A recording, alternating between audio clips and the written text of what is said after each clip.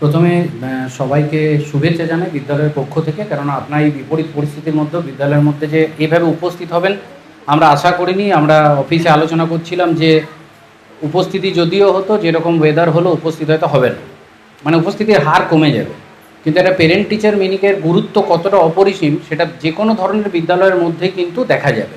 যেমন ধরুন, আমাদের তো সরকারি প্রাথমিক বিদ্যালয়, অনুরূপভাবে বেসরকারিও আছে, ইংলিশ মিডিয়াম আছে। আপনারা দেখবেন রীতিমতো 2 মাসে 1 মাসে কিন্তু পেরেন্ট টিচার মিটিং হয়। পেরেন্ট টিচার মিটিংয়ের কারণ, পেরেন্ট মানে অভিভাবক, টিচার মানে শিক্ষক বা শিক্ষিকা, মিটিং মানে সভা, একসাথে বসে একটু আলোচনা। আলোচনার উদ্দেশ্য কি হয়? আমরা আপনাদের বিদ্যালয়ে যখন বাচ্চাদের পাঠাচ্ছেন দুটো উদ্দেশ্য। একটা উদ্দেশ্য হচ্ছে বিদ্যালয়ের মধ্যে পাঠানোর মধ্যেই সামাজিক হওয়ার একটা শিক্ষা, অর্থাৎ একটা শিশু তার অধিকার, সে তার প্রাথমিক শিক্ষা থেকে, যে সরকার অন্তত 12 পর্যন্ত পড়ার ব্যবস্থা এমনিই করেছে, এখন যা ব্যবস্থা গ্র্যাজুয়েশন পড়া পর্যন্ত পড়াটা কোনো ব্যাপার নয়। অর্থাৎ আগেকার দিনে আমরা বলতাম আমাদের প্রাথমিক যে চাহিদা সেটা হচ্ছে খাদ্য, বস্ত্র, বাসস্থান, ফুডিং, ক্লদিং, লজিং।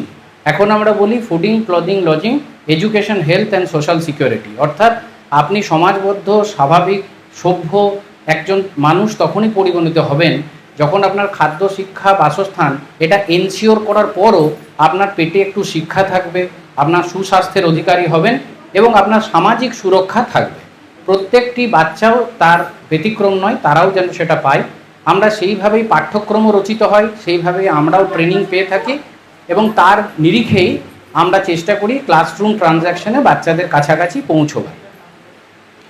এবার বাচ্চাদের কাছাকাছি যখন আমরা পৌঁছতে গিয়ে প্রথম যে প্রতিবন্ধকতা হয় এবং এই একে একে প্রতিবন্ধকতা কীভাবে বৃদ্ধি পায়, এবং এটা একটা বাচ্চার সার্বিক যে আপনার মানোন্নয়ন, সার্বিক যে, আপনার একটু এগিয়ে কিছু শুনুন, হ্যাঁ, সার্বিক যে মানোন্নয়ন সেটাকে কিভাবে প্রতিহত করে সেটা সম্বন্ধে আমরা আজ আলোচনা করব।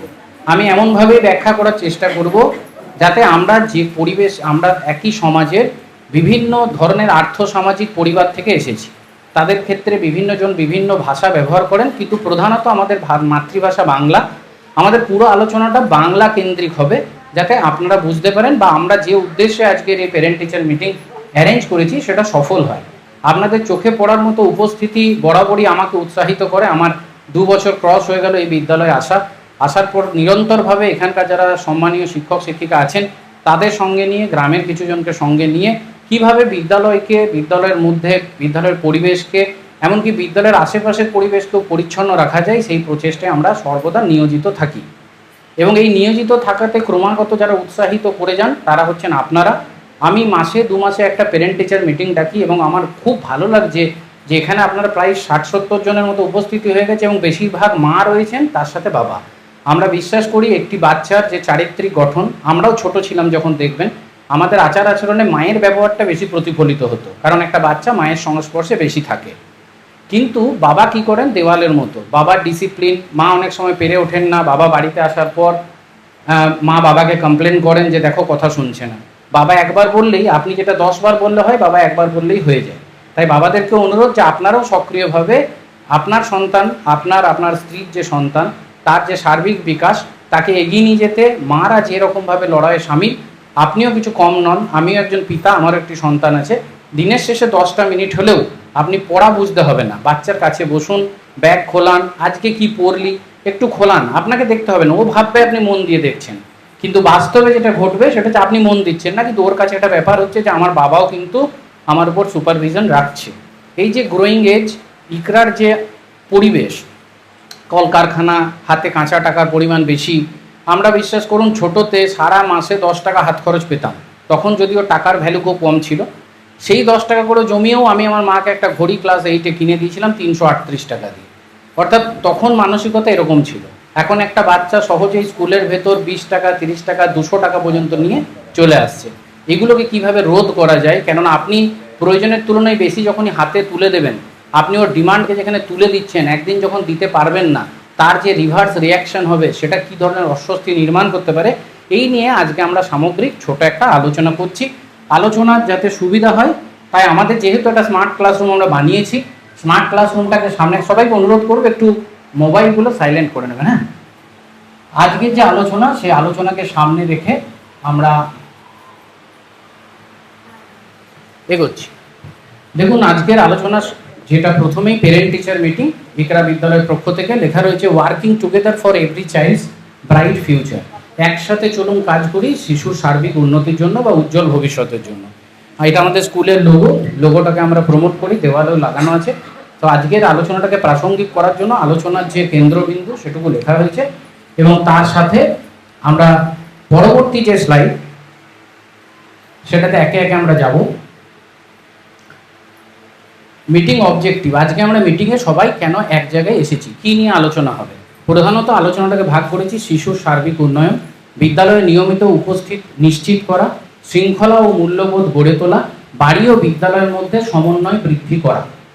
শিশুর সার্বিক উন্নয়ন মানে একটা শিশুর উন্নয়ন কিভাবে হয় না, তার ভাষাগত দিক আছে, তার আচরণগত দিক আছে, বিদ্যালয়ের মধ্যে পঠন পাঠন করে যে পাঠ্যপুস্তক যেতে জ্ঞান আহরণ করছে সেটা রয়েছে, তার সাথে তার খাদ্যাভ্যাস, তার জীবনের অভ্যাস, এই নিয়ে ছোট ছোট আলোচনা আমরা করব। আমরা প্রত্যেকেই চাই আমার সন্তান বেস্টটা পাক। যার যেমন আর্থিক ক্ষমতা, যার মাসে 5,000 ইনকাম সে সেইভাবে ভাবে, যার 5 লাখ ইনকাম সেও একইভাবে যে আমার বাচ্চাটাকে আমি বেস্ট দেবো, তার যেটা সামর্থ্য সেই অনুযায়ী সে বেস্টটা দিতে চায়। সেকেন্ড হচ্ছে বিদ্যালয়ে নিয়মিত উপস্থিতি নিশ্চিত করা।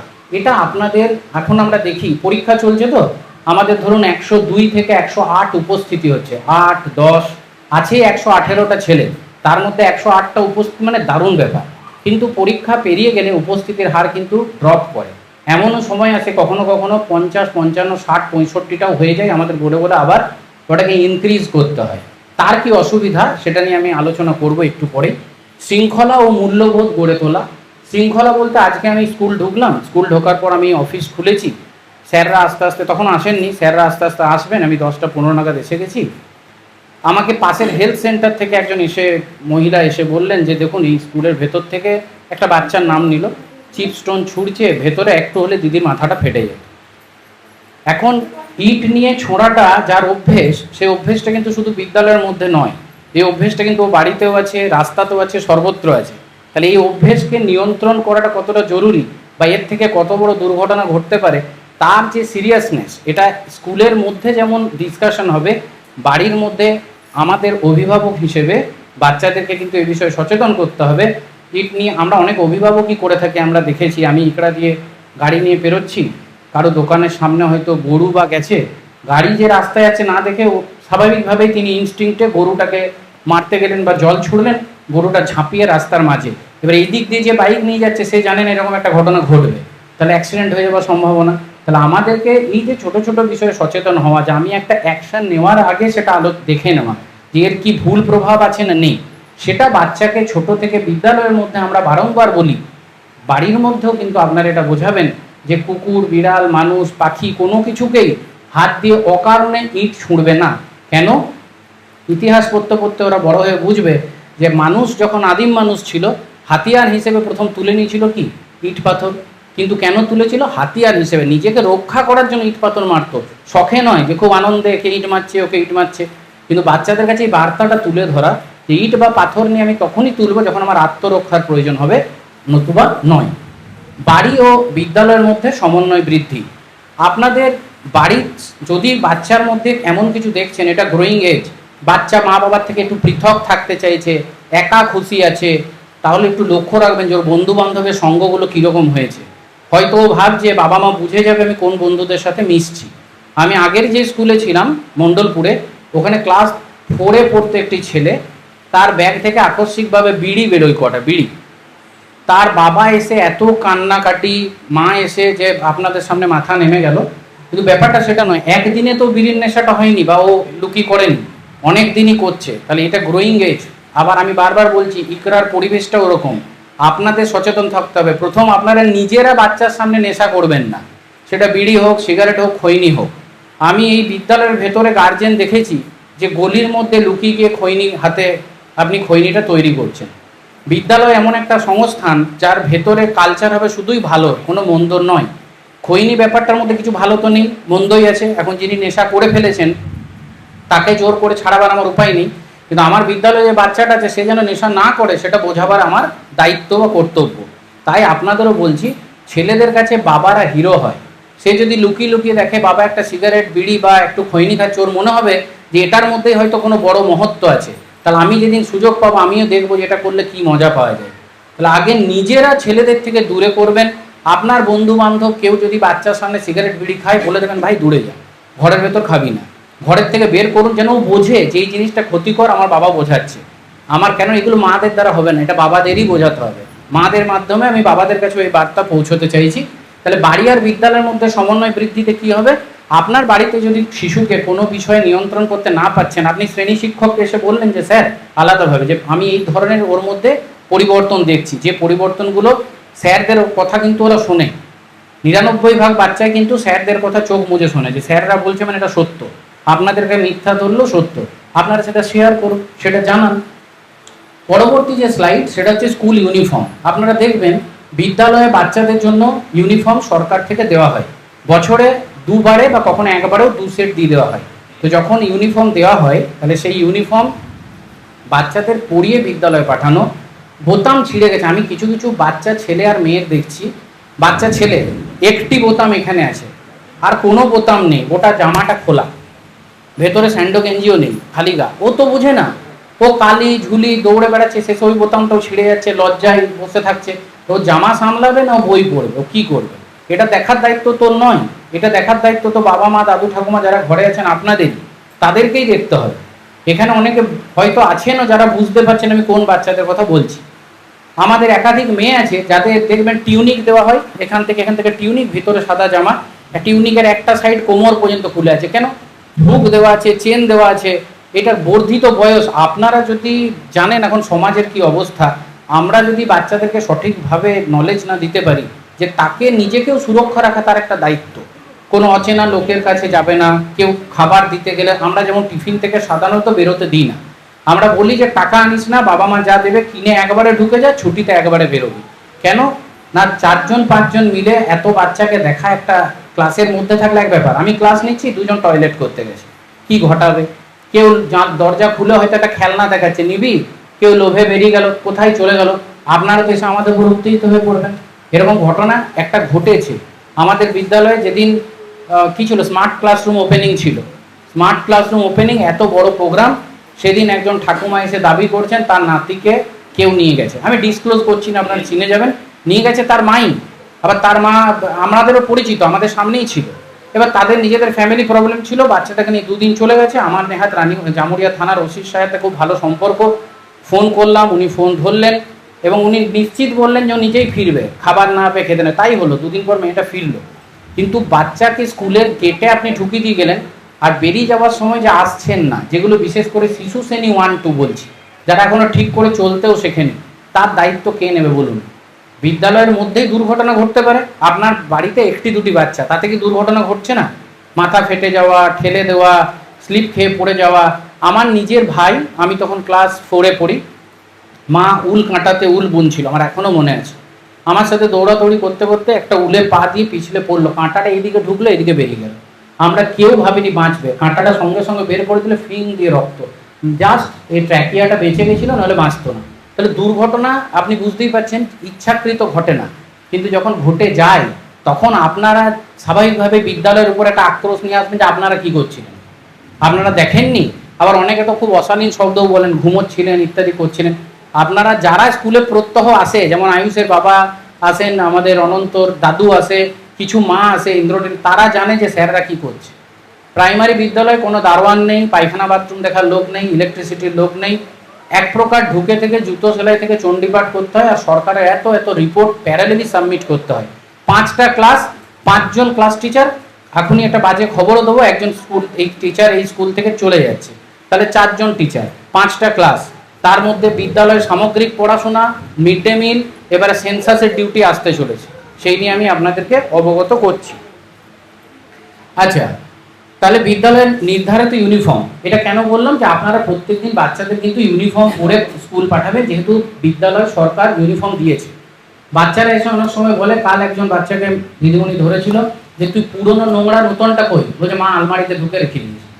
আলমারিতে ঢুকিয়ে রাখার তো কিছু নেই, আপনাকে তো প্রতি বছরে 2টো করে দেওয়া হচ্ছে, দেখে কি করবেন? ওগুলো বরঞ্চ ব্যবহার করে দেওয়া ঠিক, আবার নতুন পাবে, আবার নতুন পরবে। প্রতিদিন পরিষ্কার ও সম্পূর্ণ ইউনিফর্ম পরে আসা। সম্পূর্ণ ইউনিফর্ম মানে, কথাটা মানে নীল প্যান্ট, লাল জামা, সাদা জামা, কালো প্যান্ট, কেন? ওরা তো নীল প্যান্ট সাদা জামা তো ইউনিফর্ম, আপনাকে তো দেওয়া হয়েছে, বাচ্চাদের 2 জোড়া করে যথেষ্ট দেওয়ার জন্য। ছিঁড়ে গেলে সেলাই করে দিন, আমরা ছোটোই পড়িনি ছিঁড়ে গেলে সেলাই করে। এখন সমাজ ব্যবস্থা এমন হয়েছে যে একটা বাচ্চাকে বাবা মা দাদু ঠাকুমা অঢেল দিয়ে দেয়, ছিঁড়ে গেছে কি চল নতুন কিনে নেবো। কিন্তু আপনারা ভাবুন, আমরা যখন ছোট ছিলাম, সে মাসে ইনকাম কম হোক আর বেশি, সিস্টেম একটাই ছিল, ছিঁড়লে সেলাই যদি করা যায় সেলাই করো আবার পড়ো, অপব্যবহার করো না। কিন্তু এখনকার দিনে অ্যাবান্ডান্স হয়ে গেছে, হাতের কাছে প্রয়োজনের তুলনায় বেশি জিনিস, তাই সমাজের ওই গতিকে গা মিশিয়ে এই ঘটনা ঘটে। তাহলে বাচ্চাকে পুরো ইউনিফর্ম পটিয়ে পাঠাবেন। পরিষ্কার, পরিষ্কার বলতে কি পরিষ্কার করাবেন? চুল দেখুন পরেই লেখা রয়েছে জুতো মোজাটা যেন পরিষ্কার থাকে। বিদ্যালয়ে যেহেতু প্রত্যেকটি বাচ্চাকে জুতো দেওয়া হচ্ছে, এটা পলিউটেড এলাকা, আপনারা জানেন কালির দৌরাত্ম্য, জুতো পরে থাকলে পাগুলো ঢাকা থাকে, সুরক্ষিত থাকে। ছেলেদের ছোট চুল, কিছু কিছু ছেলে বাবা মাই অদ্ভুতভাবে চুল কাটিয়ে দিচ্ছেন, এইখানে এতটা চুল, সাইডে কোথাও চুল নেই, কেন বাচ্চাটাকে এইসবে অভ্যেস করাচ্ছেন? ওকে মানে লেট হিম সিলেক্ট, ওকে সিলেক্ট করতে দিন, বড় হয়ে ও কেমন চুল রাখবে। এখন বিদ্যালয়ের একটা ডিসিপ্লিন আছে, এটা তো বাড়ি নয়, পার্ক নয়। আপনি একটা বাচ্চা গরম পাঠালেই অন্য 2টো বাচ্চা ওর থেকে প্রভাবিত হতে পারে, যে তাহলে আমি এবার আরেকটু কম চুল রেখে আরও নানান রকম মাথায় ডিজাইন করে আসবো। একটা বাচ্চার বিদ্যালয়ে পড়ার জন্য, আমরাও যখন, আপনি নিজেকে ভাবুন ছোটোতে বিদ্যালয়ে পড়তেন, আমার মনে আছে আমার এখন যা চুল, এই পরিমাণ চুল থাকলে স্যাররা চুলের মুঠি ধরে নিতেন একদম, তো কেটে তারপরে ঢুকবি, পড়াশোনায় যতই হোক। আমি বরাবর পড়াশোনায় ভালো ছিলাম, তো তাতেও স্যাররা কিন্তু এই ডিসিপ্লিনগুলো মেনটেন করাতেন। মেয়েদের পরিপাটি করে চুল বাঁধা, মেয়েদের সুন্দর করে টেনে চুল বেঁধে দেবেন। আপনারাই দেখবেন পরবর্তীকালে কিছু মেয়ে যদি কোনো এমন স্কুলে যায় না, যে স্কুলগুলো একটু গ্রেডেড স্কুল, আপনার চুল রাখতে দেবে না, বলবে ঘর নিয়ে চলে যান, টেনে একটা ইয়ে করে যেভাবে বাচ্চাদের চুল বাঁধে ওইভাবে বেঁধে দিতে হবে। আলোচনায় মনে হবে যে বিষয়গুলো খুব ছোট, কিন্তু এতগুলো বিষয়ের যোগফল বিদ্যালয়ের মানবকে উপরে তুলে ধরবে যখন ডিস্ট্রিক্ট স্টেট থেকে ভিজিট আসবে। আমরা পিএমসির জন্য অ্যাপ্লাই করেছি, পেয়েও যেতে পারি, যদি পেয়ে যাই বিদ্যালয়ের সার্বিক উন্নতিতে গতি আসবে। এবং আমরা গ্রামের লোকেদের সাথে যেখানে যেখানে অ্যাপ্রোচ করি, চেষ্টা করি সবসময় বিদ্যালয়ের জন্য উন্নয়ন হয়। তো তার জন্য এই জিনিস, একটা বিদ্যালয়ে যখন কেউ পা রাখবে, প্রথমে কাকে দেখবে বলুন? আমরা জানি প্রথমেই দেখে বাথরুম পায়খানা অফিস, তারপরে ক্লাসের ভেতর কিচেন সেট, তারপর বাচ্চাকে দেখে। ক্লাসে ঢুকে সবচেয়ে পরিচ্ছন্ন বাচ্চাকে, আমাদের অভিজ্ঞতা হচ্ছে সবচেয়ে পরিষ্কার পরিচ্ছন্ন সুন্দরভাবে বসে রয়েছে, তাকে প্রশ্ন করে না। প্রশ্নটা করে যে বাচ্চাটা একটু অন্যরকম, চুল অন্য স্টাইলে, নোংরা রয়েছে, এবং কেন অপরিষ্কার, মাস্টারমশাই শিখিয়ে দেয়নি, মা বাবা বলেননি, তখন শুনতে কিন্তু খুব খারাপ লাগে। পরবর্তী যে স্লাইড, সেটা হচ্ছে অ্যাটেন্ডেন্স অ্যান্ড পাংচুয়ালিটি। অ্যাটেন্ডেন্স, প্রতিদিন স্কুলে আসা, এটা আমি প্রত্যেক মিটিংয়ে আপনাদের বলে থাকি, বিদ্যালয়ে প্রতিদিন বাচ্চাদেরকে পাঠান। বাচ্চারা চাইবে আজ আসবো না কাল আসবো না, আমাদের সময় তো এরকম হতো। বাচ্চাকে বিদ্যালয়ের আঙিনায় ঢুকিয়ে দেওয়ার দায়িত্ব আপনার। আপনি 5 দিন পাঠালেন, 2 দিন পাঠালেন না, 3 দিন পাঠালেন, 1 দিন নেই, আবার 2 দিন এসে 5 দিন নেই, সেই বাচ্চাটার জন্য ক্লাসের যে গড় পড়ার মান সেটা নষ্ট হয়ে যায়। কেন? একটা বাচ্চাকে যা শেখানো হলো আজ, কাল নিশ্চয়ই তার পরেরটা শেখানো হবে, সেদিন সে নেই, সেদিন 5 জন নেই, সেদিন আবার যারা আছে তার পরের দিন 3 জন নেই। এইবার স্যার যখনই তার পরেরটাই পড়াতে যাচ্ছে, হাঁ করে হাবা গোবার মতো বসে আছে, স্যার আমি তো পড়িনি। ও পড়েনি কেন? তো আসেনি। এবার গরমের ছুটি, পুজোর ছুটি 2 মাস, আমাদের কিছু করার নেই। এবারে গরমের ছুটি কম ছিল, তো যাই হোক ধরে নিই সব মিলিয়ে সারা বছরে 2 মাস আমাদের কিছু করার নেই যখন ছুটি। কিন্তু যখন আছে, বাচ্চাকে রেগুলারিটি মেনটেন করান, এটুকু তো আপনারা বিশ্বাস করবেন যে বাড়িতে থাকার থেকে বিদ্যালয়ে থাকলে কিছু তো হবে, এটা তো আপনারা বিশ্বাস করেন। আপনাদের যদি কোনো এ বিষয়ে দ্বিমত থাকে, আপনারা আমাকে জানাতে পারেন। বাড়ির থেকে বিদ্যালয়ে থাকলে বাচ্চাটা অন্তত সারাদিন একটা ডিসিপ্লিনে থাকবে, পারমিশন নিতে শিখবে, বাথরুম যাবো কিনা, জল খাবো কিনা, স্যার ও এটা করছে, ও এটা করছে, উচিত অনুচিত জ্ঞান শিখবে। স্যার আজ এটা শেষ করে দিন, স্যার এই বইটা এখন অনেকটা বাকি আছে পড়িয়ে দিন। এই ইনভলভমেন্টটাই তো বাচ্চাদের থেকে দরকার। কিন্তু আপনি ডেলি পাঠাবেন তো হবে, নইলে হবে না। আমাদের স্কুলে, আমার ক্লাস 3-তে আছে বিকাশ হাঁসদা। বিকাশকে দিদিমণি খুব ভালোবাসে, শীতকালে সোয়েটার নেই, ওই নেই, তা আমরা জোগাড় ফোগাড় করে, কিছু কিছু ক্ষেত্রে সব তো সরকারি হয় না, আমরা টুকটাক এনে বাচ্চাদের সবার সামনে দিই না, কারণ বাচ্চারা ধনী গরিব বোঝে না, ওরা ভাবে একে দিয়েছে মানে আমাকেও দিতে হবে, তা আমরা লুকিয়ে ঝুঁকিয়ে হয়তো কখনো চটি কখনো সোয়েটার পরিয়ে দিলাম। ছেলেটা কখনো পরপর 5 দিন আসে, তারপরে 3 দিন আসে না। প্রবলেমটা কোথায়? প্রথম তো বাংলাতে ফ্লুয়েন্ট নয়, কারণ ও সাঁওতালি ভাষাটা ভালোভাবে জানে। এবার যদি ডেলি না আসে, তাহলে তো আর যতটুকু হওয়ার সম্ভাবনা সেটাও নষ্ট হচ্ছে। আমরা খোঁজ নিতে পাঠাই বাচ্চাদের দিয়ে, যা বল এবার ডোর টু ডোর ভিজিট আগেকার দিনের মতো এখন আর সময় সম্ভব নয়। কেন নয়? বিদ্যালয়ে এত বেশি কাজ দিয়ে দিয়েছে এখন। একদিকে ক্লাস নেওয়া, প্রধান শিক্ষক হিসেবে ক্লাস নেওয়াই মুশকিল, তবুও প্রথম হাফটা ক্লাস নেওয়ার চেষ্টা করি। প্রত্যেক মাস্টারমশাই দিদিমণি ক্লাসের সাথে সাথে আরেকটি কাজে নিযুক্ত, কেউ বিএলওর কাজে নিযুক্ত, কেউ সেন্সাসের কাজে নিযুক্ত, কেউ আবার বিদ্যালয়েরই আরও যে কাজ আছে, একা প্রধান শিক্ষক পেরে ওঠেন না, তার কিছুটা ভাগ তিনি স্বেচ্ছাতেই বা স্যারের সাথে আলোচনা সাপেক্ষে নিয়েছেন। এত তো পরেও, এত কিছুর পরেও তিনি কিন্তু মেন্টালি স্কুলে আসছেন যে ক্লাসে গিয়ে বাচ্চাটাকে কিছু দেবো। এবার ঢুকে দেখলো আমার 30টা বাচ্চার মধ্যে 12 জন বসে রয়েছে আর 25 জন বসে রয়েছে। আপনি কোন ক্লাসটাকে ভালোভাবে দেবেন বলুন না? আপনি খুব ভালো ক্রিকেট খেলেন, ইন্ডিয়ান ক্রিকেট টিম খেলতে এসেছে, অথচ দর্শক নেই, সেই খেলার মান হবে কি? খেলার মান কিন্তু দর্শকের উপর নির্ভর করে। কি ধরনের দর্শক, কত সংখ্যক, তাদের কোয়ালিটি কেমন, তার উপর নির্ভর করে যে এই প্রেজেন্টেশন কেমন হবে। আমি এটাই বলছি, কিন্তু মাত্র হয়তো 5 জন মা বসে রয়েছেন, 2 জন বাবা। আমার বলার এই ইচ্ছাটা থাকবে কি? এই তাগিদটা থাকবে না। আপনারা এতজন আছেন, তাই আপনারাই আমাকে দিয়ে বলিয়ে নিচ্ছেন যে আমার যতটা ভালো ভালো বলার কথা। সময় মতো বিদ্যালয়ে পৌঁছানো, 10টা 35-এ স্কুল খুলে যায়। আমি বলি কেউ 10টা 35-এর আগে স্কুলে এসে ভিড় করবেন না। আবারও বলি, সরকারি বিদ্যালয়ে কোনো দারোয়ান নেই, আপনি এসে ছেড়ে দিয়ে চলে গেলেন। আমি কেউ ঢুকছে 10টা 20, কেউ 10:30, কেউ 10টা 35, এর মাঝে কোনো বিপদ ঘটে গেল, কে রেস্কিউ করবে বলুন? কে করবে? কেউ থাকে না। বাবা মা দিয়ে চলে গেল, কারো মাথা ফেটে গেল, আমি কোথায় নিয়ে যাব? পাগল পাগল লাগবে। 10টা 35-এ যেমন আপনি দিয়ে যাবেন, 10টা 35-এর পর যেন না হয়, এটাই তো ডিসিপ্লিন। আমরা স্কুলে চাকরি করছি, আপনারা কোথাও কাজ করেন, একটা টাইম শিডিউল থাকে। তো যারা কারখানায় করেন টাইম থাকে, কি করে ঢোকেন? টাইমে 1 ঘন্টা আগে ঢোকেন না একদম এক্স্যাক্ট টাইমে ঢোকেন? আবার শেষ হয় এক্স্যাক্ট টাইমে বেরিয়ে যান। অনুরূপভাবে বিদ্যালয়ের ক্ষেত্রেও কিন্তু শিশুদের ছোট থেকে এই সময়ের ব্যাপারটা খুব ইম্পর্টেন্ট, যে সঠিক সময়ে পৌঁছে দেওয়াই শুধু নয়, ছুটির পর সময় মতো বাড়িও নিয়ে যেতে হবে। কেন? আজ দেখছেন কি পরিমাণ বৃষ্টি হচ্ছে। আমরা এরকম একাধিক দিন ফেস করেছি যে আমরা 4টে, 4:15 পর্যন্ত, 4:30 পর্যন্ত সবাই বসে আছি, 4:30 পর্যন্ত। 5টা বাচ্চার কেউ নিতেই আসেনি, যে ছাতা নিয়ে বাচ্চাটা যে স্কুলে আছে নিতে যাও আসেনি। আমরা বসে আছি, দিদিমণি চেনে কাউকে ফোন করছে যে বাচ্চাগুলোকে নিতে না এলে আমরা তো বেরোতে পারছি না, কার ভরসায় ছেড়ে যাবো? তো নিজে যখন আপনি দেখছেন বৃষ্টি পড়ছে, তাহলে ছাতা নেই, তাহলে কোনো গার্জেন যে আছেন সে বিদ্যালয়ে এসে নিজের বাচ্চাকে এবং আপনার প্রতিবেশী যদি থাকে দায়িত্ব করে নিয়ে চলে যান। এইটুকুই তো। অকারণে ছুটি না নেওয়ার অনুরোধ, অর্থাৎ সকালে নির্ধারিত সময় সন্তানকে বিদ্যালয়ে পৌঁছে দিন এবং ছুটির পর সময় নির্ধারিত সময় নিয়ে যান। অকারণে ছুটি যেন বাচ্চা না নেয়। আজ এই আছে, কাল ওই আছে, আজ হাফবেলা, পরশু বাজার যাব। পাঠাবেন তো ফুল করাবেন, পাঠাবেন তো রেগুলার পাঠাবেন, ছুটি নেবেন তো 2-3 দিন নিয়ে নিন, আবার জয়েন করাবেন। কিন্তু আপনি যে ছুটি নিচ্ছেন কারণটা জানান। মানে আপনি যদি টিচারকে গুরুত্ব না দেন, যা স্যারকে জানাবার কী আছে, ছুটি নিলেই হবে, তাহলে স্যারও কিন্তু কাল আপনাকে গুরুত্ব দেবে না। পৃথিবীটাই চলছে গিভ অ্যান্ড টেক। আপনি আমাকে রেসপেক্ট দিলে আমি আপনাকে রেসপেক্ট দেবো, আমি যদি আপনাদেরকে রেসপেক্ট দিই বিপরীতে আমি শ্রদ্ধা পাবো। তাহলে আপনি যদি একটা বাচ্চাকে কামাই করে দিচ্ছেন উইদাউট এনি ইনফরমেশন, টিফিনে বাচ্চা ঘর চলে যাচ্ছে, বলছে বাবা বলেছে। বাবা কি স্কুলের প্রধান শিক্ষক?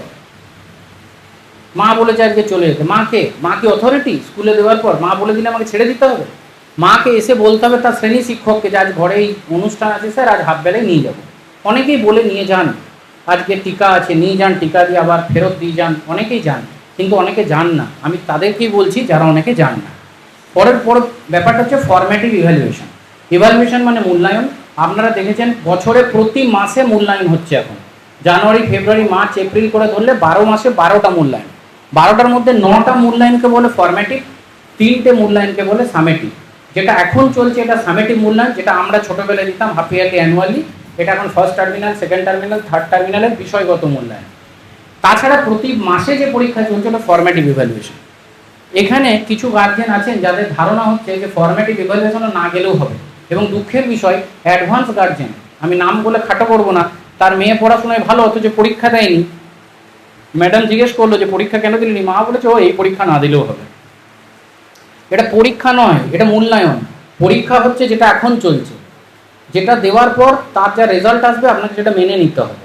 আর এটা হচ্ছে মূল্যায়ন, যা রেজাল্ট আসবে আমি দেখে বা আমাদের টিচাররা দেখে কোন জায়গায় ও দুর্বল, ওই জায়গাটায় আবার ক্লাস দিয়ে পরবর্তী মূল্যায়নে স্ট্রং করার চেষ্টা করবে। তো দুটোরই সমান গুরুত্ব আছে। যেমন ফরম্যাটিভের গুরুত্ব আছে, সামেটিভের গুরুত্ব আছে। যতটা কারের গুরুত্ব ততটাই পেট্রোলের গুরুত্ব, যতটা পেনের গুরুত্ব ততটাই ইঙ্কের বা কালির গুরুত্ব। খুব দামি একটা আপনি পেন নিয়ে এলেন, 12,000 টাকা দাম, আর ভেতরে কালি নেই, সেই পেনটা কি ইউজলেস। খুব কস্টলি কালি এনেছেন কিন্তু পেন নেই, কালিটা ইউজলেস। সুতরাং এই ফরম্যাটিভ আর সামেটিভ অনেকটা কার পেট্রোল বা পেন ইঙ্কের মতোই, এরা একে অপরের সাথে পারস্পরিকভাবে স্ট্রংলি ইন্টার রিলেটেড। এটা যত ভালো হবে এটা গিয়ে তত ভালো হবে। এটাতে আবার যে দুর্বলতা দেখতে পাবো, 3 মাস ধরে এখানে সারাবার চেষ্টা করবো, আবার 4 নম্বর মাসে গিয়ে আবার নেবো, আবার যে দেখতে পাবো আবার 3 মাস নেবো, ডিসেম্বরে গিয়ে ফার্স্ট পরীক্ষা নেবো, ক্লাসের একটা নির্দিষ্ট মান পর্যন্ত বাচ্চাকে এলিভেটেড করে পরের ক্লাসের জন্য তুলে দেওয়া হবে। প্রতিটি মূল্যায়নে উপস্থিত থাকা, অনুপস্থিত হলে শেখার ক্ষতি হয়, নিয়মিত মূল্যায়নই উন্নতির চাবিকাঠি। পরবর্তী যে আমাদের স্লাইড, স্টুডেন্ট ইনফরমেশন। যে ইনফরমেশনগুলো আমরা চাইছি যে আপনারা আমাদের সাথে যোগাযোগ কিসের মাধ্যমে রাখেন, ইদানিং হোয়াটসঅ্যাপ গ্রুপ। অনেকে এসে বলেন যে স্যার গ্রুপে তো দেননি, বা স্যার গ্রুপে তো নাম্বারটা নেই, তাহলে আমার নাম্বারটা নিয়ে নিন। তো সেটাই আমরা চাইছি, মোবাইল নাম্বার পরিবর্তন হলে জানাবেন। আপনারা যদি মাইগ্রেটেড হয়ে যান, কোনো জায়গায় থাকতেন, অন্য কোনো জায়গায় গিয়ে থাকছেন, জানাবেন। আপনার সন্তান যদি কোনো কারণে বিদ্যালয়ে না আসতে পারে, তাহলে সেটা অভিভাবক হিসেবে শ্রেণী শিক্ষককে আগাম জানিয়ে দেওয়াটা আপনার কর্তব্য। করেছে, অমৃতা আসতে পারছে না, ওর মা বাইরে আছে, বাবা এসে বলে গেল যে স্যার কদিন আসতে পারবে না, তাহলে পরীক্ষার আগে একটু জানিয়ে দিন, আমরা গ্রুপে জানিয়ে দিলাম, আবারও এসে পরীক্ষাগুলো দিল। তাহলে বাচ্চা যে আসবে না আপনি যদি জানিয়ে দেন, আমার কি মনে হচ্ছে গার্জেন সচেতন, সিরিয়াস। তো গার্জেন যদি সিরিয়াস হয় তার বাচ্চার প্রতি আমি সিরিয়াস থাকবো, আর গার্জেন যদি সিরিয়াস না হয়, স্বাভাবিক মানুষ হিসেবে আমি যতই সিরিয়াস থাকার চেষ্টা করি, বাচ্চার ক্ষেত্রে আমার সেই সিরিয়াসনেসটা কি হবে, ডাইলিউট হয়ে যাবে, লঘু হয়ে যাবে। সুতরাং একটা বাচ্চার প্রতি মাস্টারমশাই দিদিমণিরা কতটা সিরিয়াস থাকবে সেটা কিন্তু সমানভাবে নির্ভর করছে আপনারা বাচ্চাটার সব ইনফরমেশন স্যার বা ম্যাডামের সাথে সেই ক্লাসে শেয়ার করছেন না করছেন না। আর যদি কোনো কারণে 2-3 দিন ছুটি নেয়, না আসতে পারে, নিজে এসে শ্রেণী শিক্ষককে জানান বা একটা লিখিত চিঠি দিন। যা হোক, চিঠিতে বানান ভুল থাক কিছু এসে যায় না, চিঠিতে রোল নাম্বার ভুল থাক এসে যায় না, নামটা লিখুন, আমরা অন্তত এটা বুঝবো সে চেষ্টা করেছে, গার্জেন চেষ্টা করেছে যে বাচ্চাটা আসেনি সেটা স্কুলকে জানাবার। পরবর্তী হচ্ছে হোম লার্নিং, যেটা অত্যন্ত গুরুত্বপূর্ণ। দেখতে পাচ্ছেন আমি প্রথমে বলেছিলাম এখানে পিতা দাঁড়িয়ে রয়েছে, পুত্র পড়া করছে। আমিও নিজের ছেলের ক্ষেত্রে দুনিয়াকে পড়িয়ে বেরোলেও ছেলেকে সময় খুব কম দিই, কিন্তু ছেলে যখন আসে আমি এমন প্রিটেন্ড করি, মানে আবভাব করি যে আমি কিন্তু সব লক্ষ্য রাখছি। কালে ভদ্রে 2টো বই খুলে একটুখানি পড়িয়ে দিলাম, একটুখানি জেনে নিলাম, কিন্তু ওর থেকে ওর ধারণা এটা হয় যে বাবা কিন্তু গোটা সিস্টেমটা কি করছে, লক্ষ্য রেখেছে, আমাকে ছেড়ে দেয়নি, বাবাকে ফাঁকি দেওয়ার উপায় নেই। তো এখানে যারা মা আছেন তাদের মাধ্যমে বাবাদের, যারা বাবা আছেন তাদের সরাসরি, এবং এখানে যে মাদের হাজব্যান্ডরা আপনাদের বন্ধু, আপনারা তাদেরকে এটা বলবেন যে রাত্রে কিছুক্ষণ হলেও যেন বাচ্চাকে তারা সময় দেয়। একটা বাচ্চাকে একবার পড়তে বসালে অন্তত কত মিনিট এক জায়গায় বসিয়ে রাখার চেষ্টা করবেন, 30 মিনিট, অন্তত 30 মিনিট। তারপর টয়লেট করে আয়, জল খেয়ে আয়, বসে যা, ও পড়া করুক না করুক, খেলুক, আকাশের দিকে তাকাক, কিন্তু ওই জায়গা থেকে ওকে সরতে দেবেন না। আপনি যদি এই অভ্যেস করাতে পারেন, 2 মাস 3 মাসে দেখবেন বাচ্চার যে অ্যাটেনশন লেভেল ওটা অনেক বেড়ে গেছে, ও একাগ্রতা অনেকক্ষণ একটা সাবজেক্টের উপরে দিতে পারছে, পড়াশোনার মানের কিন্তু উন্নয়ন হবে। হোমওয়ার্ক সম্পূর্ণ করা, খুব কম হোমওয়ার্ক দেওয়া হয়, কেননা সরকারিভাবে হোমওয়ার্ক দিলে যদি বাচ্চারা ভয়ে বিদ্যালয়ে না আসে, তাই বার্ডেন অফ হোমওয়ার্ক যতটা কম দেওয়া যায় আমাদের তাই নির্দেশ থাকে। এতদ সত্ত্বেও আমরা যে লার্নার, যে বাচ্চা, তার কোয়ালিটি বুঝে আমরা কিন্তু হোমওয়ার্ক দিয়ে দিই, যে চেষ্টা কর, করে নিয়ে আয়, যতটা পারবি লিখে নিয়ে আয়।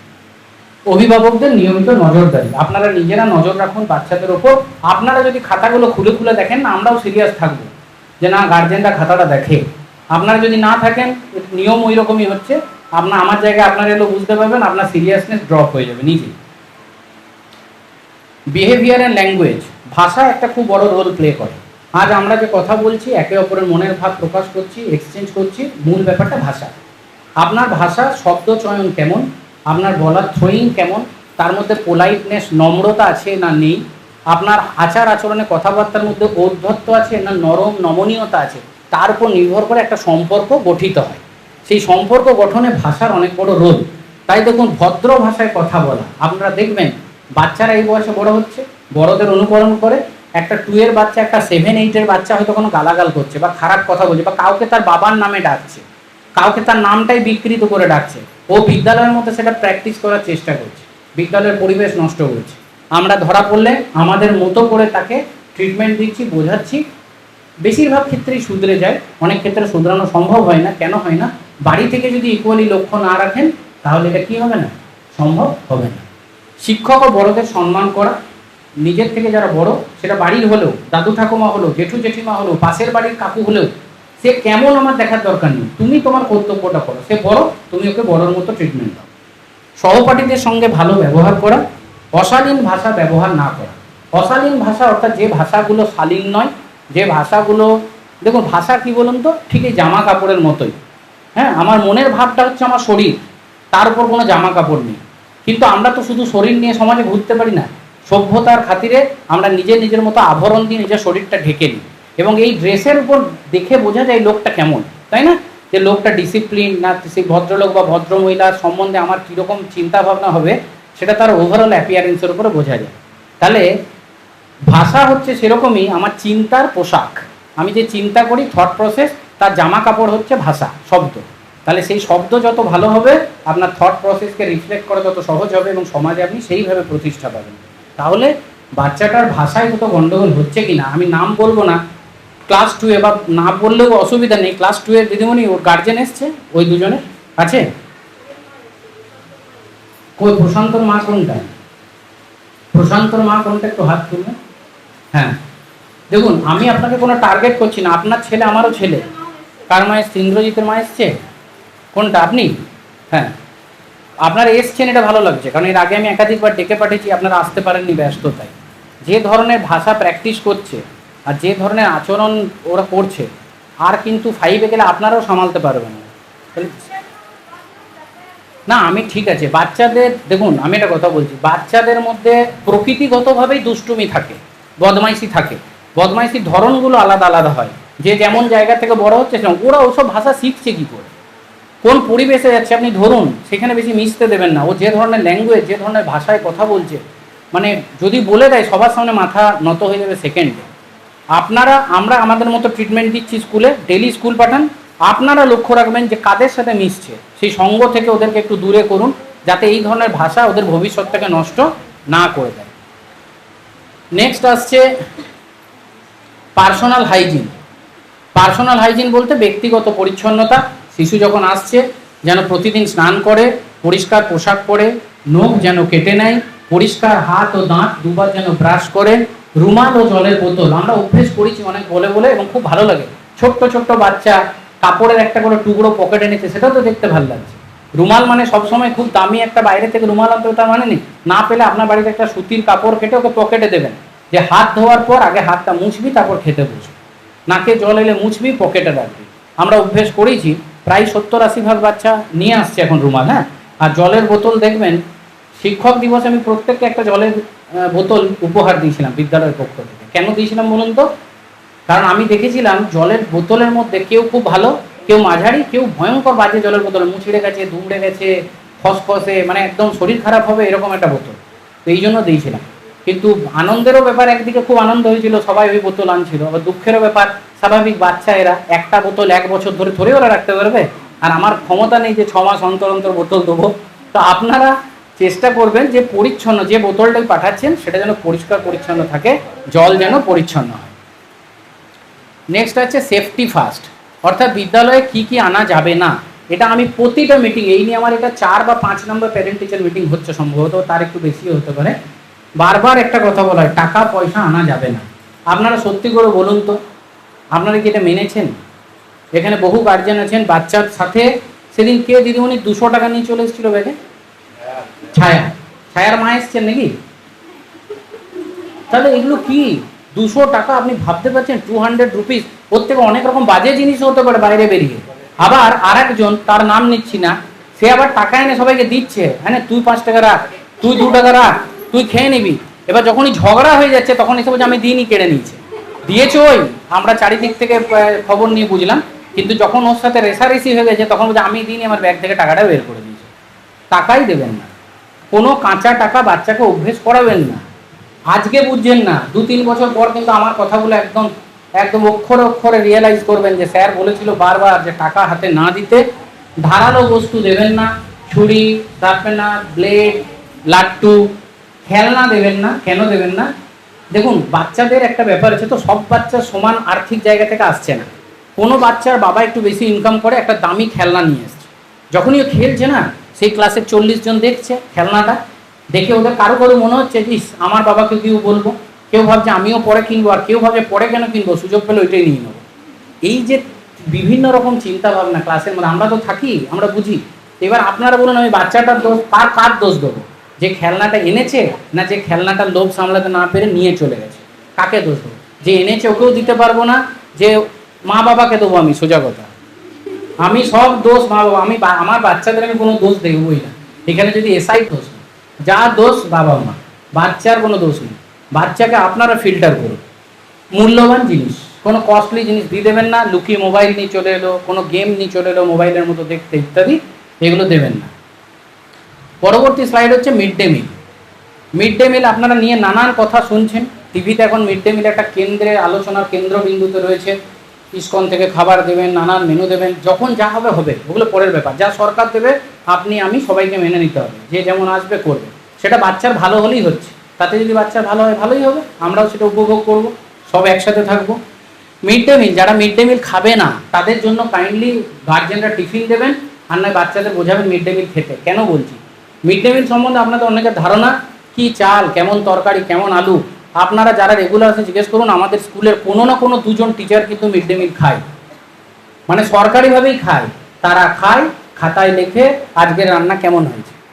তারা যখন খান নিশ্চয়ই খাবারটা ফেলার নয়। আমিও খাই, কখনো কখনো আমিও খেয়ে নিই, ঠিক। আমি দুবার ভাত খাবো না বলে খাই না, ঘুম পেয়ে যাবে আবার সেকেন্ড হাফে।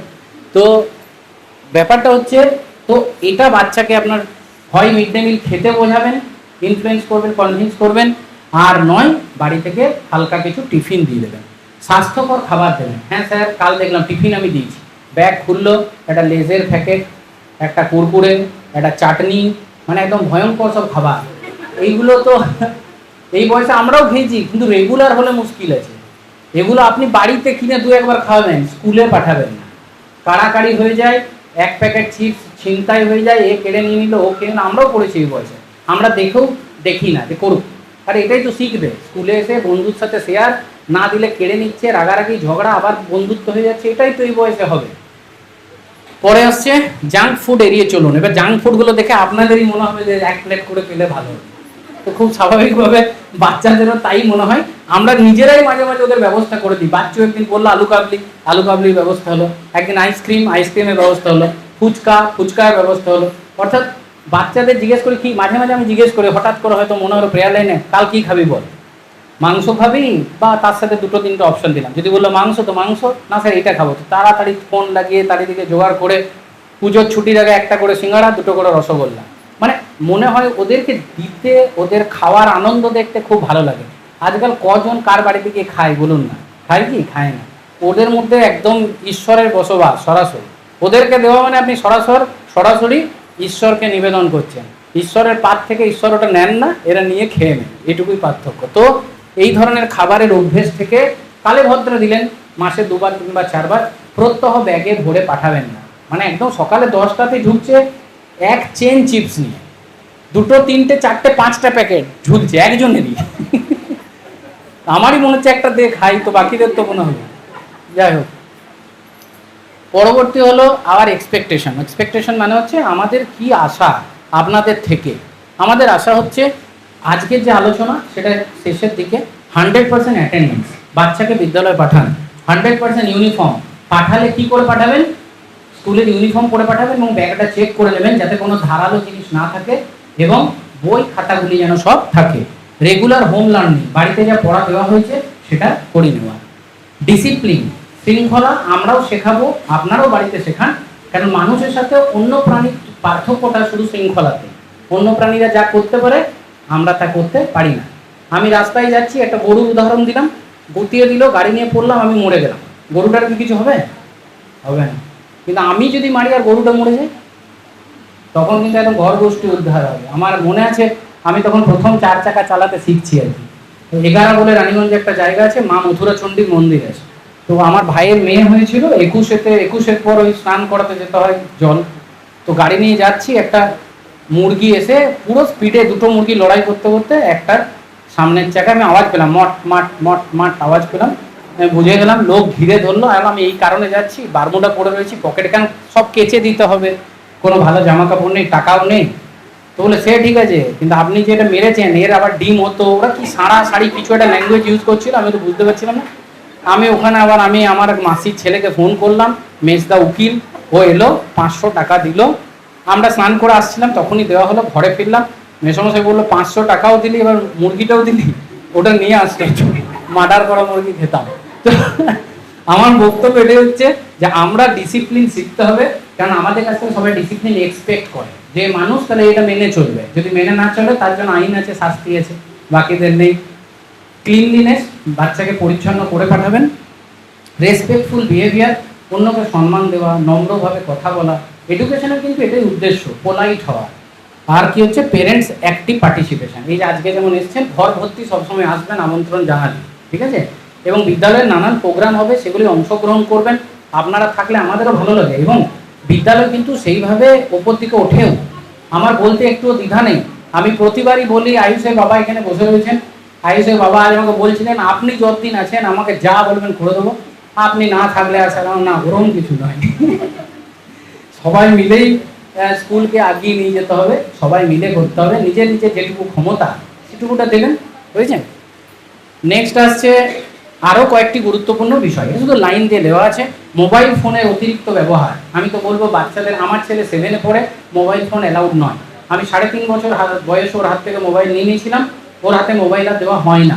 এখন যদি ও নেয়, যেমন ওয়ার্ল্ড কাপ ফুটবল ছিল, তার রেজাল্ট দেখতে নিত, গেম টেম ওর কোনো অভ্যেসই ঘটেনি, কারণ অভ্যেসটা কখন তৈরি হয়, এই 1 থেকে 5-6 পর্যন্ত, এই সময় যদি অভ্যেস হতে না দেন, ওর আর কেউ চেষ্টা করেও, আমি যদি 70,000 টাকা দিয়ে PlayStation 5ও এনে দিই, ও আর গেম খেলবে না, কারণ ওর ব্রেনের টিউনিংটা এরকম হবে না। প্রতিদিন অন্তত 8-10 ঘন্টা ঘুম যেন বাচ্চার হয়, এটা দেখবেন। টিভি মোবাইলের সময় সীমিত রাখবেন, যেই সময়টুকুই দেখতে পাবে। শিশুদের সামনে ধূমপান বা মাদক ব্যবহার করবেন না। জন্মদিনের চকলেট দিন, কিন্তু যদি সম্ভব হয় তার সাথে একটা ছোট্ট গল্পের বই বা একটা চারা গাছ এনে লাগাতে শেখান, তার সাথে ধৈর্য বৃদ্ধি পাবে, সৃষ্টি আঁকার জিনিস দিন। প্রতিদিন অন্তত 15 মিনিট বাবা মায়ের সঙ্গে গল্প করবে বা গল্পের বই বা কিছু পড়বে, অর্থাৎ 15 মিনিট ডেডিকেটেড সময় দিন। আপনি সচেতনভাবে যে আমি এই 15 মিনিট আমি মোবাইল ধরবো না, আমি বাইরের কারোর সাথে কথা বলবো না, আমি ছেলের সাথে, ছেলে যেন বোঝে যে আপনি যখন অ্যাটাচড হবেন তো বিপরীতে সেও কি হবে, অ্যাটাচ হয়ে যাবে। নেক্সট হচ্ছে আপনার বিদ্যালয়ে হোয়াটসঅ্যাপ গ্রুপ নিয়মিত লক্ষ্য রাখবেন, যা যা নোটিশ যাচ্ছে একটু দেখবেন। এবং বারবারই বলি, বিদ্যালয়ের যে অনুষ্ঠান আমি ফেসবুকে দিচ্ছি, আপনারা এতজন এখানে বসে রয়েছেন, একটু শেয়ার করবেন। সৌম্যর মা রয়েছে আমার একদম বাঁধা শেয়ার করার লোক, আর বাকি যারা রয়েছে 5-7 জন আরও রয়েছেন, তারা যারা ফেসবুক বোঝেন একটু শেয়ার করে দেবেন, তাতে স্কুলের কি অ্যাক্টিভিটি হচ্ছে আরও 10 জন দেখবে। ইকরা স্কুলের উন্নতিতে আমার থেকেও বেশি আপনাদের নাম হবে। মণ্ডলপুরে ছিলাম, একটা সময় ল্যান্ডমার্ক ছিল অন্য কিছু, এই ছোট বটতলা, বড় বটতলা, পিঠথান, কিন্তু 5-7 বছর পর ল্যান্ডমার্ক হয়ে গেছিল মণ্ডলপুর স্কুল। কেউ বললেই বলতো মণ্ডলপুর, যেখানে ওই স্কুলটা আছে। আমি রিসেন্টলি একটা ডাক্তারদের কনফারেন্সে ছিলাম, একটা আমার চেনা নেমন্তন্ন ছিল, ওখানে জানে না যে আমি মণ্ডলপুরে ছিলাম। উনি বলছেন তখন, আর এখানে একজন বিএলআরও স্টাফ ছিলেন যিনি জামুরিয়া, ওরা বলছেন যে আমরা যখন এই রাস্তা দিয়ে আসি, মণ্ডলপুর একটা স্কুল, কি অসাধারণ স্কুল। অর্থাৎ দেখা, যেটা দেখতে পাবে সবাই সেটা অ্যাপ্রিসিয়েট করবে, তাই না? ফুল ফুটলে তার গন্ধ ছড়াবেই, কিন্তু সেই ফুলকে ফোটাবার জন্য তার যে যত্ন, তাতে জল, নিয়মিত সার দেওয়া, সমস্ত কিছু লক্ষ্য রাখা, এটাই হচ্ছে আমাদের সবার কন্ট্রিবিউশন। হ্যাঁ, তা আপনাদের কন্ট্রিবিউশন হবে বাচ্চাদের রেগুলার পাঠানো, এই নিয়ম মেনে চলা। আর স্কুলের কোনো অনুষ্ঠান হলে সেটা কিন্তু প্রমোট করা, প্রচার করা। প্রচার না করলে কি হবে সেটা আমি বলছি এখনই। অসুস্থ হলে বিদ্যালয়ে দ্রুত জানাবেন, ঠিক আছে? কারো হাম হয়েছে, পক্স হয়েছে, প্রচণ্ড হাঁচি কাশি হয়েছে, পাঠাবেন না। আপনার তো বাচ্চারা তো খুব চূড়ান্ত দ্রুত ইনফেক্টেড হয়ে যায়, যখনই তার হলো তার থেকে ক্লাসে আরও 5 জনের হয়ে যাবে। শিশুদের সময় মতো টিকা যদি প্রযোজ্য হয় ও স্বাস্থ্য পরীক্ষা করানো, বিদ্যালয়ের পক্ষ থেকে বছরে 1-2 বার করানো হয়। আপনারা পাশেই হেলথ সেন্টার রয়েছে, মাঝে মাঝে যাবেন না, একটু দাঁতটা, চোখটা, ওজনটা, বিদ্যালয়ে 3 বার ওজন নেওয়া হয়, একটু মাপিয়ে নিলেন। স্কুলের সম্পদ, বই, বেঞ্চ, টয়লেট, বাগান, নিজের সম্পদের মতো যত্ন নেওয়ার শিক্ষা দেওয়া, অর্থাৎ বাড়িতে বোঝানো যে স্কুলের যা কিছু আছে সেগুলো কিন্তু তোদেরকেই রক্ষা করতে হবে। তোরা যদি বলিস নষ্ট করবি, তাহলে কিন্তু আর কেউ রক্ষা করতে পারবে না, এবং বিদ্যালয়ের যে সামগ্রিক মান সেটাও কমতে থাকবে। শেষ এটা দেখছি যে together we can and we will make a difference.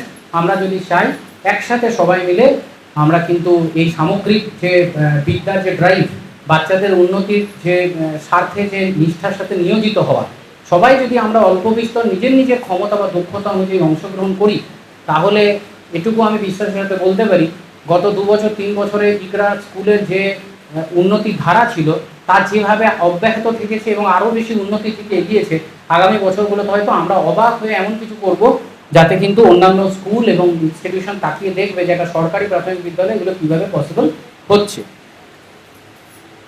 ধন্যবাদ। মানে এটি আমার লাস্ট স্লাইড। একটি কথা শুধু আমি বলে দেবো, সরকারিভাবে একটি প্রোগ্রাম হয় যেটার নাম বিদ্যাঞ্জলি। বিদ্যাঞ্জলি কথাটার মানে হচ্ছে ভলেন্টিয়ার, অর্থাৎ স্বেচ্ছায় যদি বিদ্যালয়ে কেউ শ্রমদান করতে চান। উদাহরণস্বরূপ আপনাদের মধ্যে কেউ খুব ভালো বাগান করেন, বললেন যে স্যার আমি এসে আজকে একটু বাগানটা করে দেবো, ওয়েলকাম, মানে একদম আমি আনন্দের সাথে আমি আপনার পাশে দাঁড়াবো, ওয়েলকাম। কেউ ভালো কম্পিউটার করেন, যে আপনি কি আধা ঘন্টা দেবেন, আমি কম্পিউটার বাচ্চাদের যদি সপ্তাহে একটা দিন আপনি অনুমতি দেন শেখাবো, ওয়েলকাম। কেউ খুব ভালো ডান্স করেন, তা আপনাদেরকে জিজ্ঞেস করছি, আমার সাথে কেউ যদি যোগাযোগ করে এই গ্রামের 2-3 জন যারা ফ্রি অফ কস্টে বাচ্চাদের সপ্তাহে একদিন কম্পিউটার শেখাবে এবং একদিন ডান্স শেখাবে, আমি তাদেরকে জায়গা দেবো তো? আপনাদের জিজ্ঞেস করছি, তারা কোনো পয়সা নেবে না, তারা আসতে চাইলে আমার অনুরোধে তারা যদি আসতে চায় তাদেরকে যে আমি করাই, তাতে আপনাদের সমর্থন আছে তো? একটু হাতটা তুলে দেখান, সমর্থন আছে, আছে তো? ঠিক। পরবর্তীকালে আমার কোনো অসুবিধা হলে আপনারই দায়িত্ব রক্ষা করা, আপনাদের দায়িত্ব, হ্যাঁ, যে আমরাই বলেছিলাম স্যারকে, কারণ আমার ইচ্ছা আছে যে এখানে রয়েছে 2-1 জন, আমি লক্ষ্য রাখি সবসময় যে কে ভালো, কে কী ধরনের। তো একজনের সাথে আমি মিনিমাম যোগাযোগ করেছি কম্পিউটার যে শেখায়, আরেকজনের সাথে করবো যে ডান্স শেখায়, যদি 2 দিন করে হয়। পরবর্তীকালে আরও যদি এদের দেখা দেখি কেউ নিজেই আসে, তাহলে সপ্তাহে প্রতিদিনই আধ ঘন্টা করে শেষের দিকে 2:30 থেকে 3টে এই ধরনের একটা ক্লাস রাখার চেষ্টা করব। আমার এইটুকুই আলোচনার বিষয় ছিল। আপনাদের একদম হৃদয়ের অন্তর থেকে আমি আন্তরিক ধন্যবাদ জানাই যে বিদ্যালয়ের এই প্রতিকূল আবহাওয়া, এত মানে অঝোর ঝড়ে বৃষ্টি পড়ে চলেছে, এসবকে অতিক্রম করে আপনারা সঠিক সময় 2টোর মধ্যে এসে উপস্থিত হয়েছেন। আমার যে আলোচনা সেটা প্রায় এখানেই শেষ হচ্ছে। আপনাদের যদি কোনো রকম কোনো বক্তব্য থেকে থাকে, আপনার স্বতঃপ্রণোদিত হয়ে এখানে উঠে আসতে পারেন। হ্যাঁ, আচ্ছা, হ্যাঁ, আর একটা ব্যাপার, আপনারা দেখবেন ওই স্টার ট্যালেন্ট এক্সামিনেশন হয় না, স্টার ট্যালেন্ট, তারা ফর্ম দিয়ে গেছে। ফর্মগুলো 120 টাকা করে নেবে।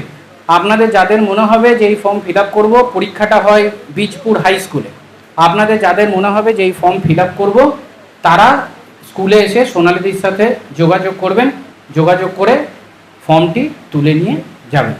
গেল। আর সব ভালো যা শেষ ভালো, কিন্তু আজকে শেষটা হয়তো ভালো হয়েও হলো না, কেননা বিদ্যালয়ে আমরা 5 জন শিক্ষক শিক্ষিকা ছিলাম। আপনাদের বললাম যে বিদ্যালয়ে ছাত্রছাত্রীর সংখ্যার নিরিখে সরকারি নিয়ম অনুযায়ী শিক্ষক শিক্ষিকার সংখ্যা নির্ধারিত হয়। আমাদের বিদ্যালয়ে মাত্র 2টি ছেলে যদি আরও ভর্তি হতো, আমরা সুপ্রীতি ট্রান্সফারটা আটকাতে পারতাম। সুপ্রীতি ট্রান্সফার হয়ে গেল আজকে, এবং ও আগামীকাল নতুন বিদ্যালয়ে জয়েন করবে। বিদ্যালয়ে শক্তি অবশ্যই অনেকটা কমলো। আমি আমার প্রচেষ্টা চালিয়ে যাব যাতে ছাত্রের সংখ্যা বৃদ্ধি পায়। আপনাদের দিকেও আমাদের অ্যাপ্রোচ রইল যে ছাত্ররাই বিদ্যালয়ের প্রাণ। যে সমস্ত বাচ্চারা বয়স উপযোগী হয়ে গেছে, ভর্তি কিন্তু হয়নি, যারা অন্য বিদ্যালয়ে পড়ছে, তাদেরকে কনভিন্স করুন। আমার 2-3টে ছাত্র যদি বেড়ে যায়, 2টো ছাত্র যদি বেড়ে যায়, আবার একটা ছেলে পাওয়ার যোগ্য এই বিদ্যালয়, মানে শিক্ষক বা শিক্ষিকা পাওয়ার যোগ্য এই বিদ্যালয় হয়ে গেল। অর্থাৎ গড়পড়তা কাল থেকে সুপ্রীতি অন্য স্কুলে জয়েন করছে এবং আমরা 4 জন মিলে স্কুল চালাবো। আসার পর থেকে চ্যালেঞ্জটা ভগবান আমাকে ছোট থেকেই দিয়েছে। যখনই উন্নতি শুরু হয়, সামনে একের পর এক বড় বড় বাধা আসতে শুরু করে, কিন্তু ঠাকুরেরই কথা যে বাধা দেখে ডরাবো না, আমরা আমাদের কাজ করে যাব। যদি আমাদের কাজের কোনো ভালো ফল থাকে, ফলের অপেক্ষা না করেই আমরা আমাদের কাজ করব। আমি এই জন্য আরও বিদ্যাঞ্জলি প্রোগ্রামের মাধ্যমে 1জনকে অ্যাপ্রোচ করেছি। তারা জুড়লে কিছু ক্লাসেস অ্যাডিশনাল হবে, পড়াশোনার যে মান সেই কোয়ালিটি কম্প্রোমাইজ হবে না, এবং আমাদের বিদ্যালয়ের যে উন্নতি ধারা তা বজায় থাকবে। এই বলে আপনাদেরকে নমস্কার জানিয়ে আমি আমার বক্তব্য এখানে শেষ করছি।